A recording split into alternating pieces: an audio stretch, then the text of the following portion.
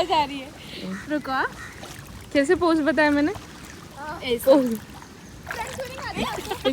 Flight operate करून swimming करून आम्ही खूप टायर्ड झालो होतो. मग त्यानंतर आम्ही सगळ्यांनी सोबत लंच ऑर्डर केलं आणि एकत्र खाल्लं.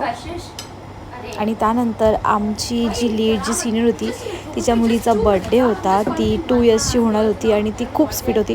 म्हणून आम्ही ठरवलं की तिला स्पेशल फील करवायला आम्ही काहीतरी केलं पाहिजे. सो आम्ही तेच प्लॅन करतो आहे आणि त्याचाच हा व्हिडिओ आहे.